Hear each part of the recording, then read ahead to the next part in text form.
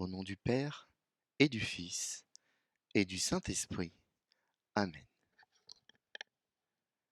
Chers amis, frères et sœurs dans le Christ, bienvenue dans notre communauté de prière, bienvenue dans ce quotidien Jésus, numéro 138. Nous sommes aujourd'hui le jeudi de la 4e semaine de Carême et nous réfléchirons sur la confiance que nous pouvons mettre dans notre Seigneur. Ne plaçons pas notre confiance en l'homme, mais en Dieu seul. Aujourd'hui, nous fêtons Saint Toribio di Mogrevo, évêque de Lima, bienfaiteur des Indiens du Pérou face à la conquête européenne. Saint Toribio di Mogrevo, prie pour nous qui avons recours à toi.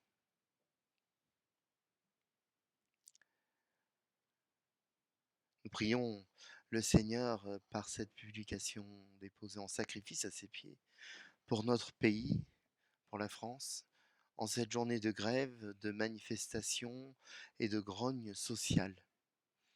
Tout en respectant les droits constitutionnels de chacun, prions pour que tout se passe dans le calme, dans la cordialité et dans la bonne humeur. Prions pour qu'aucune violence ni dégradation ne vienne ternir le tableau. Prions pour un retour à l'ordre social et républicain, dont le manque est en train de pénaliser les plus faibles et les plus pauvres. Oui, espérons et bénissons dans le Seigneur, il est bon, éternel est son amour, en lui rien n'est impossible. Seigneur, prends pitié. Ô Christ, prends pitié. Seigneur, prends pitié.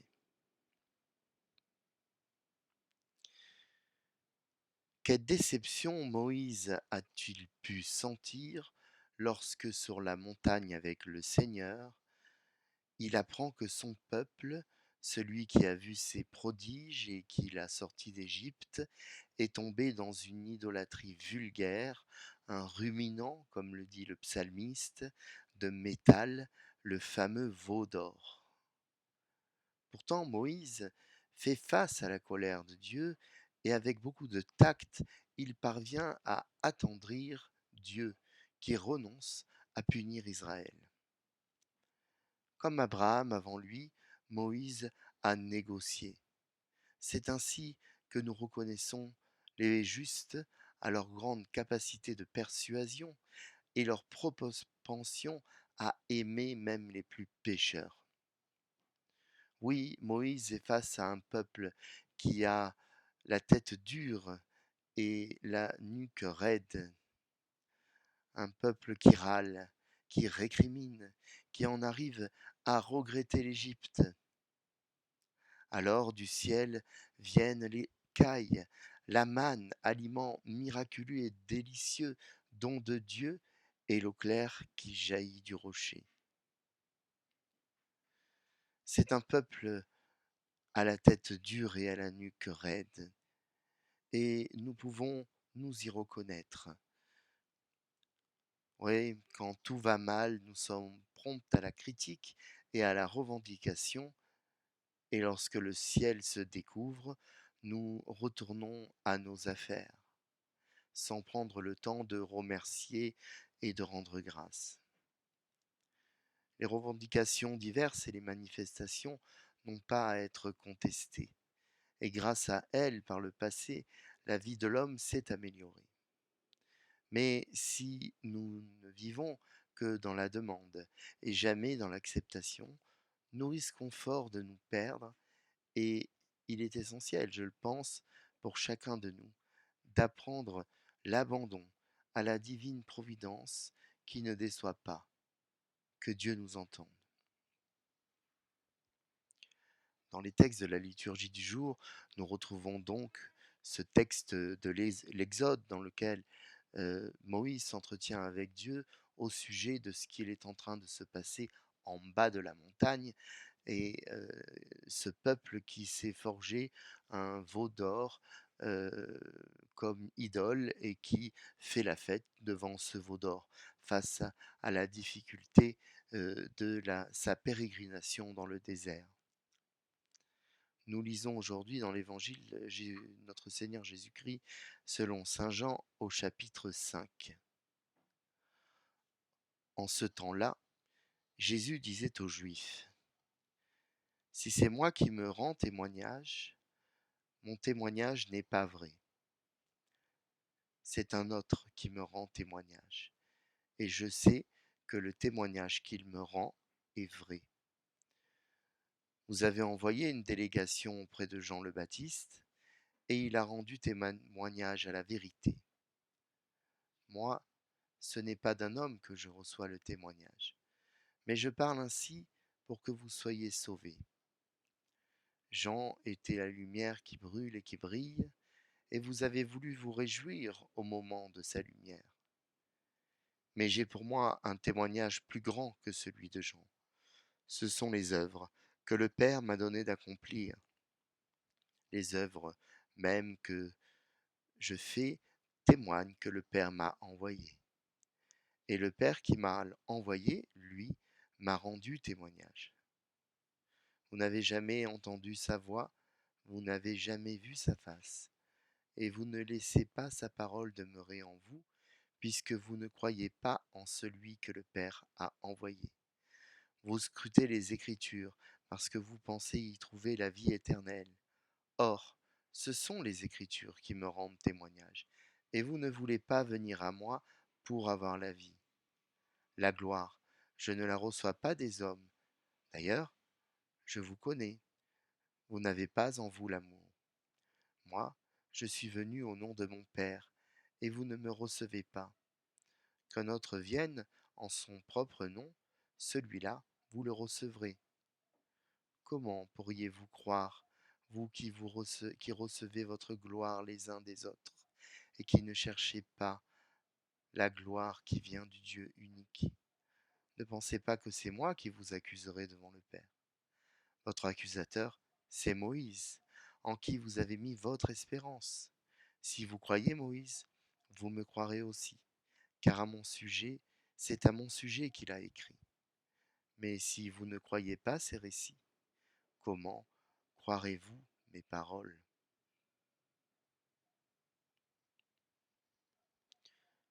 Nous acclamons ta parole, Seigneur. Louange à toi.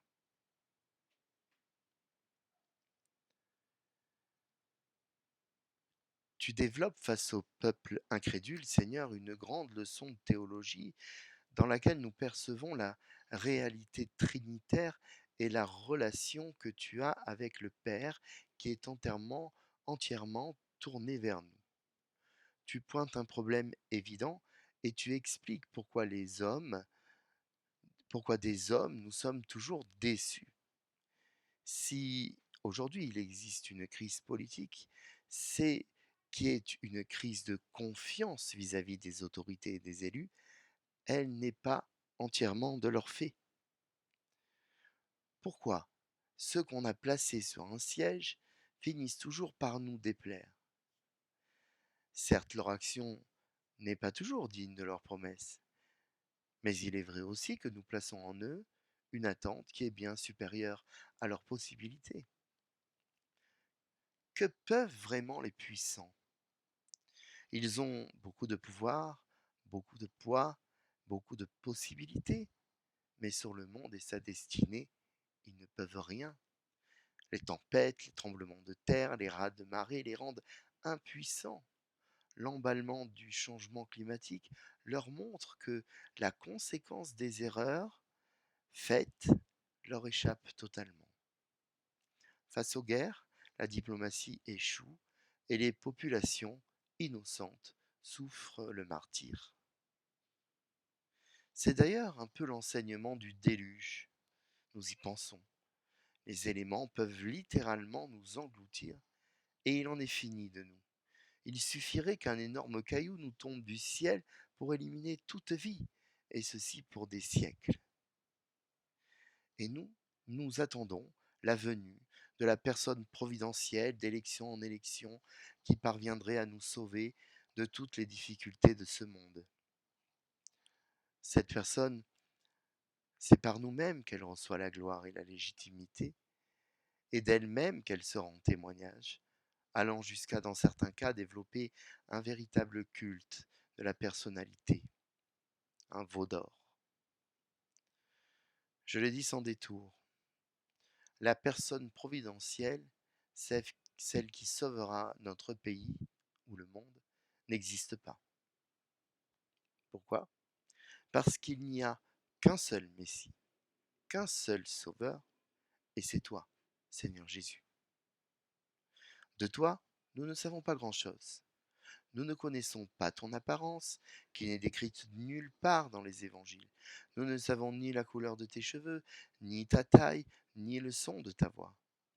Tu étais semblable à l'homme sans distinction aucune, et c'est ainsi que tu nous es apparu. Lorsque, rejoignant Jean le Baptiste qui annonçait ta venue, tu as reçu le baptême, et que, du haut du ciel, une voix a retenti, te reconnaissant Fils unique, tandis que l'Esprit Saint se posait sur toi. C'est du Père que tu tiens ta gloire, comme un Fils unique engendré. Le Père témoigne du Fils, comme le Fils témoigne du Père, et de ce témoignage procède l'Esprit Saint, qui se diffuse dans chacun de nous. Toutes nos entreprises idolâtres sont vaines, comme le fut l'élévation du veau d'or dans le désert, tandis que Moïse recevait les tables de la loi du Dieu un. Tu es le seul et unique interlocuteur, et même lorsque nous sollicitons les saints, nous ne leur demandons rien, mais uniquement d'intercéder pour nous auprès de toi, car c'est toi seul qu'on prie. Nous le savons, nos représentations, nos icônes ne sont pas des photographies. On ne regarde pas une icône, mais on la lit, car elle ne montre pas quelque chose, mais elle dit une vérité. Le suaire de Turin nous donne une image troublante, c'est vrai. Personne n'a encore pu prouver ni son authenticité, ni sa fausseté, et les recherches les plus pointues sont toujours en cours. À chacun de nous, selon sa sensibilité, de se faire son idée. Mais cela n'a pas beaucoup d'importance, car nous ne croyons pas en une apparence, mais en un témoignage. Et tes œuvres, celles que le Père t'a donné de faire, parlent pour toi, et depuis plus de 2000 ans. Lorsque tu reviendras dans la gloire pour juger les vivants et les morts, alors nous te verrons, alors nous verrons ta sainte face qui nous sera dévoilée. Mais en attendant, gardons-nous vis-à-vis des politiques, gardons un jugement réservé vis-à-vis de ceux qui nous gouvernent ou qui nous commandent, une distance certaine. Mettons-nous au travail, parce que la moisson est abondante, mais les ouvriers sont peu nombreux. Ce dont nous avons besoin ne peut pas venir uniquement de la volonté des hommes, mais de la tienne. Tel est le bon sens. Ne plaçons pas notre confiance en l'homme, mais en Dieu seul. Qu'il en soit ainsi.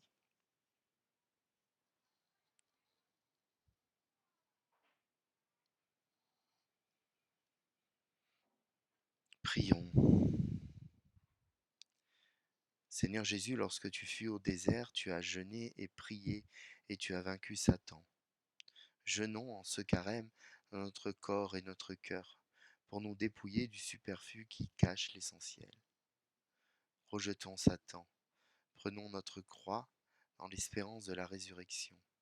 Faisons pénitence, prions, soyons miséricordieux pour le bien du prochain, car dans le visage de l'autre, c'est toi que nous voyons.